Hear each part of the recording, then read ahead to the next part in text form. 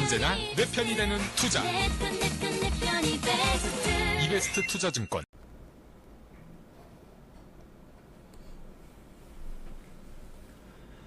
네, 안녕하세요. 이베스트 투자증권 염차장입니다. 알아두면 쓸 곳 많은 주식 잡박사전. 자, 오늘 이제 기본적 분석 시간 계속 좀 진행을 해 나갈 예정인데요. 재무제표에 대해서는 이제 현금 흐름표까지 다 설명을 해드렸고, 자, 이제 오늘은 이제 재무제표를 통해서 기업의 경영활동이 어떤 식으로 이루어지는지 그 흐름을 한번 설명을 해 드리도록 하겠습니다. 이게 좀 오늘 좀 굉장히 중요한 내용이니까 좀 집중해서 잘 들어주시면 좋을 것 같습니다. 그렇게 내용이 어려운 건 아닌데 여러분들이 이 내용을 꼭 필히 이해를 하고 계셔야 이 재무제표를 전반적으로 이해하는데 또 큰 도움이 될 수 있기 때문에 오늘 내용 좀 잘 숙지해 주셨으면 좋겠습니다. 자, 보시면 이제 여기 재무제표가 나와 있죠. 이제 그 왼쪽에 있는 게 2018년도 재무상태표고요. 그 다음 가운데 있는 게 이제 손익계산서, 그리고 그 다음 오른쪽에 있는 게 2019년도의 재무상태표를 나타냅니다. 자, 일단 이제 한 기업이라고 칩시다. 어떤 기업이 자 이제 회사를 하나 설립을 했어요. 2018년도에 만들었다고 칩시다. 자, 자본은 바로 자기 돈이죠. 뭐 주주들의 몫일 수도 있고, 뭐 1억 원을 뭐 10명의 주주들한테 이제 돈을 받아가지고 자기 자본을 만들었을 수도 있고, 뭐 내 돈 그냥 1억을 넣었을 수도 있죠. 어쨌든 자본은 자기 돈입니다. 요거 이제 자본금이라 그러고요. 그리고 이제 위에 있는 게 부채는 무조건 남의 돈입니다. 남한테 빌린 돈, 은행에서 빌렸건, 뭐 아니면 친구한테 빌렸건 간에, 뭐 채용증을 쓰고요. 남한테 빌린 거는 다 이제 부채가 되는 거죠. 그래서 이 자본과 부채 2억 원이 됐죠. 1억 원씩 더하면 2억 원인데 이 2억 원을 우리가 자산이라고 합니다. 그러니까 자본 플러스 부채는 자산이에요. 항상 이 같이 움직인다는 거. 그러니까 자본에서 부채를 더하면 자산이 된다는 거 잊지 마시고요. 그리고 이 자본과 부채를 합친 금액 2억 원을 가지고 그럼 뭘 해야 되죠? 회사를 만들었으면 2억 원 가지고 이제 뭔가 제품을 만들어야죠. 돈을 벌어야 되니까.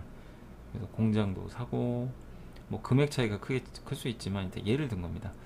이 돈으로 공장도 사고, 뭐 굴삭기 같은 기계도 사고, 일단은 그 영업활동, 한마디로 이 회사가 어떤 제품을 생산하기 위해서 이런 이제 기계 장치라든가 공장을 만든 거죠. 그런 것들이 다 자산에 들어가게 됩니다. 한마디로 그러니까 결국 자본과 부채는 자금을 이제 자금 창구 역할이죠. 내 돈이냐 남의 돈이냐. 그리고 자산은 그 돈을 가지고 그 제품을 만들기 위한, 그러니까 회사가 돈을 벌 수 있는 어떤 제품을 만들기 위한 다양한 뭐 기계라든가 여러 가지 장치들을 뜻합니다. 거기 뭐 토지도 들어갈 수도 있고요. 현금도 있고. 우리 뭐 재무상태표 시간에 자산이 어떤 건지 유동자산, 비유동자산은 설명을 해드렸잖아요. 그래서 그런 이제 자산을 가지고 이제 제품을 만드는 거죠. 그래서 실제 이제 뭐 굉장히 좋은 제품을 만들었습니다. 그래서 제품을 판매를 했더니 매출액이 뭐 예를 든 겁니다. 2억 원이 나왔어요. 2억이 나왔고, 그 다음에 이제 영업이익은 이제 뭐 이거저거 뭐 비용을 제했겠죠. 제했더니 4천만 원이 남았습니다. 그러면은 매출액 대비해서 영업이익이 4천만 원이면 20% 이익률이죠. 이거 굉장히 우량한 거죠. 우리가 이제 흔히 영업이익률이라고 하는데요. 그러니까 영업이익을 매출액으로 나눈 건데, 2억 원을 그 매출로 그러니까 발생을 했는데 그 중에 4천만 원 이익이면 굉장히 높은 수치입니다. 굉장히 좀 회사가 경쟁력이 있다 이렇게 보시면 되겠고, 영업이익률은 기본적으로 한 10% 이상, 두 자릿수 이상이면 굉장히 좀 회사가 경쟁력 있는 회사로 생각을 하시면 되겠고, 영업이익률이 뭐 5% 이하면 경쟁이 좀 굉장히 심하다 라고 생각하시면 되겠습니다. 자, 이 영업이익에서 뭐 또 다른 비용들 제했더니 이제 남은 게 3천만 원이 됐습니다. 이게 바로 이제 순이익이죠. 그래서 실제 이제 이 기업은 1년 동안 3천만 원을 번 거예요. 이거저거 다 제하고. 자, 그래서 2018년도가 이제 마무리가 됐습니다. 마무리가 되고 이제 2019년도로 이제 넘어가야 될 텐데, 자, 2018년도 손익계산서에서 이 3천만 원이 이제 나오게 됐고 이제 배당을 줍니다. 우리가 연말에 이제 배당금을 확정해서 배당을 주잖아요. 그래서 주주들한테 이 1억 원을 투자를 해준 주주들한테 이제 그 배당금 총액으로 100만 원을 지급을 한 거예요. 그 순이익에서 100만 원이 이제 제거가 된 거죠. 그럼 2,900만 원이 남겠죠. 이 2,900만 원을 가지고 그러니까 이 2,900만 원을 우리가 이익에서 남은 돈이라고 합니다. 모든 걸 다 제외하고 남은 금액, 그게 바로 이익 잉여금이에요. 그래서 이게 2,900만 원이고 2,900만 원 이익 잉여금은 바로 자본 항목으로 들어갑니다.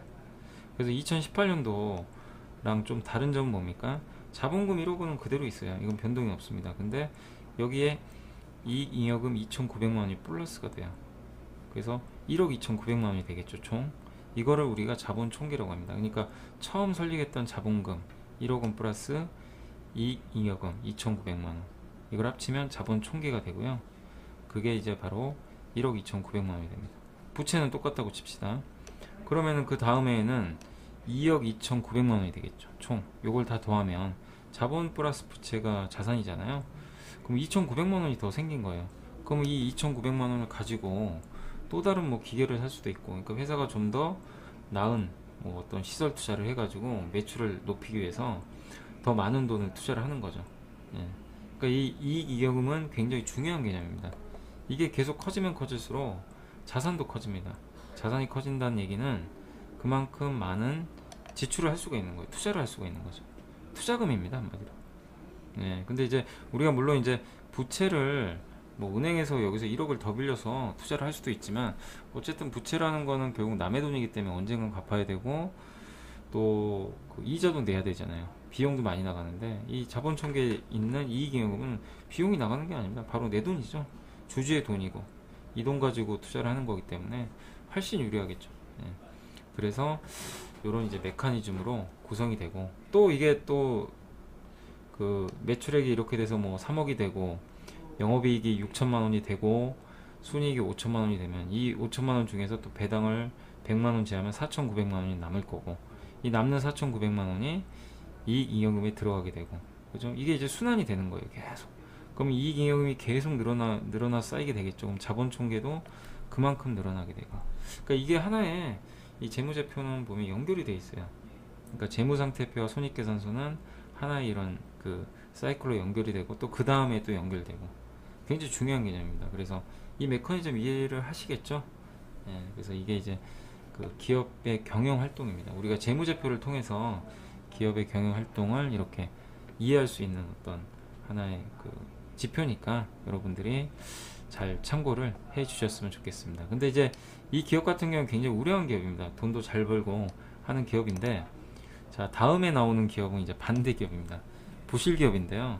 자, 여기 보면 똑같아요. 뭐 부채와 자본 그대로 1억 원, 2억 원을 가지고 시작을 했는데 뭐 매출도 2억이 나왔어요. 근데 비용이 너무 많이 나와가지고 이익을 못 낸 거예요. 그래서 영업이익이 마이너스 2천만 원 적자가 났다고 한번 쳐보겠습니다. 적자가 났고, 그 다음에 순이익은 은행에서 빌린 돈이 있다 보니까 이자 비용이 좀 많이 나왔어요. 그래서 우리가 뭐 장사를 못했다고 은행 이자를 안 낼 수는 없잖아요.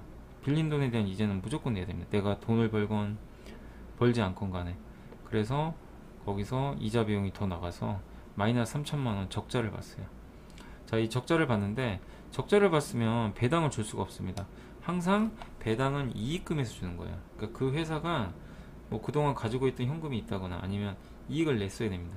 근데 이게 적자가 나고 현금이 없는 상태에서는 배당을 줄 수가 없죠. 그래서 이 배당은 영원입니다. 그래서 주주들한테 배당을 줄 수가 없어요. 그래서 항상 그렇지만 이익이 많이 나는 기업일수록 배당을 많이 주게 돼 있습니다. 예. 그래서 배당을 받고 싶길 원하시는 분들 항상 흑자인 기업을 찾아서 투자를 하셔야 돼요. 이런 적자인 기업들은 그 배당 여력 자체가 없기 때문에 줄 수가 없는 겁니다. 그래서 배당은 이제 영원으로 잡히게 되고, 그 다음 마이너스 3천만 원이죠. 아까는 플러스였는데 지금 마이너스 3천만 원이 찍히게 됐습니다. 그럼 이거를 우리가 이익 잉여금이라고 하지 않고 결손금이라고 그래요. 그래서 마이너스 3천만 원이 이 항목에 들어가고, 그럼 자본 총계가 어떻게 될까요?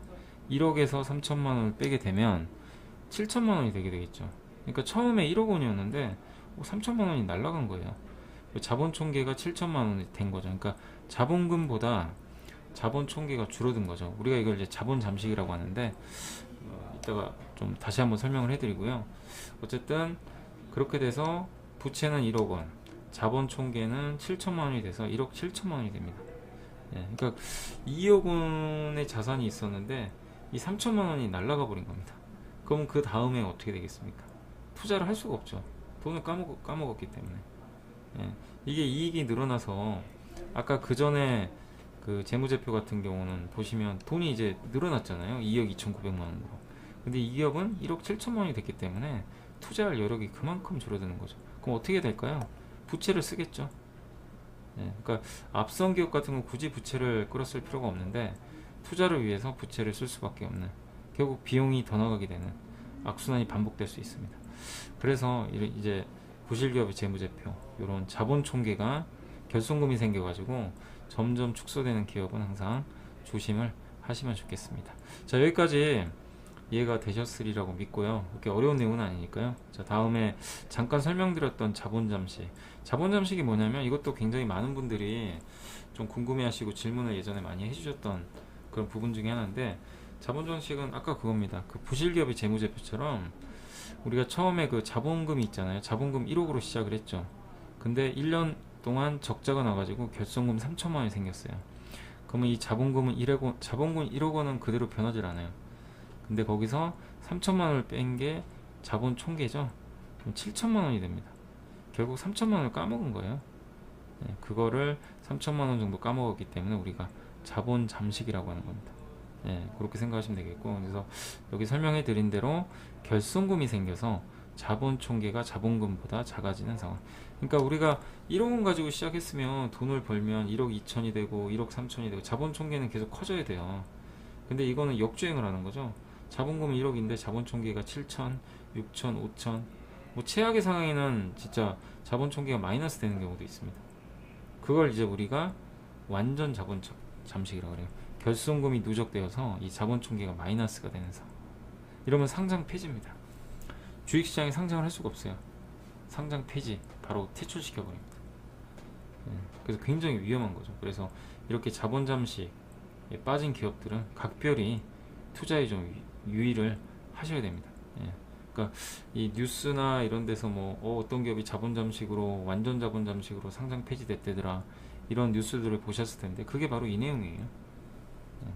그래서 자본 잠식 기업은 어쨌든 회피를 하셔야 되고요. 실제로 자본 잠식 기업 한번 그 과거에 있었던 기업 실제로 사례를 한번 보도록 하겠습니다. 자, 여기 자본 잠식 기업 중에 그 삼성 엔지니어링이 있죠. 여기 보시다시피 이게 2013년도고요. 2015년도. 이때 영업이익이 1조 적자가 났고 당기순이익이 7천억 적자가 났어요. 엄청난 적자였죠. 자, 보시면 자, 이때는 밑에 자본금 2천억 그대로죠. 예, 그대로인데 자본 총계가 9천억입니다. 그러니까 아직은 자본 잠식은 아니죠. 그동안 벌어놓은 게 있어가지고 저렇게 대규모 적자를 냈어도 자본 총계가 자본금보단 많아요. 자, 근데 2015년도 2014년도는 돈을 좀 벌었어요. 그래서 자본 총계가 좀 늘어났습니다. 보이시죠? 네, 여기까지는 좋다 이겁니다. 2015년도에 무려 1조 4천억, 당기순이익은 1조 3천억 적자를 났습니다. 자, 그래서 어떻게 됐냐?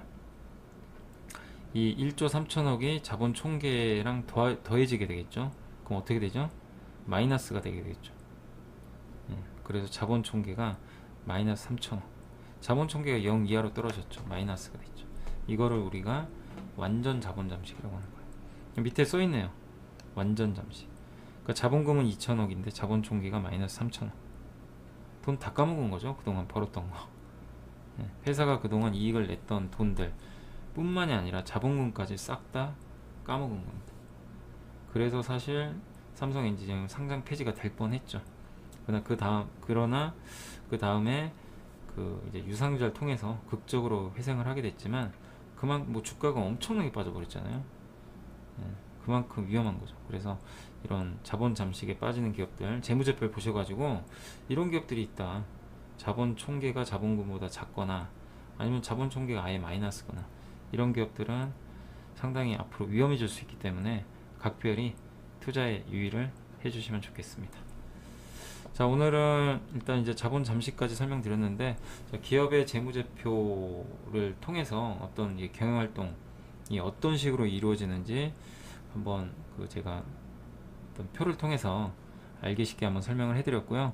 그리고 자본 잠식의 위험성도 한번 설명을 해드렸습니다. 굉장히 이해하기 쉬우시죠? 전혀 어렵지 않은 내용이니까 지금처럼 잘 따라와 주시면 좋을 것 같고요. 뭐 혹시라도 이해가 안 되시면 역시 다시 한번 재생 버튼 누르셔서 복습을 해주시면 좋을 것 같습니다. 자, 오늘 굉장히 중요한 내용 한번 다뤄봤습니다. 자, 저는 또 다음 시간에 뵙도록 하겠습니다. 감사합니다.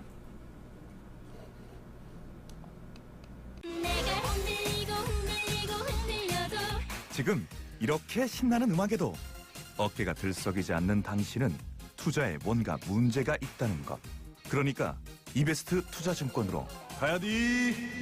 언제나 내 편이 되는 투자. 내 편이 베스트. 이베스트 투자증권. 투자 정보도 이베스트 투자증권. 원금 손실에 유의하세요.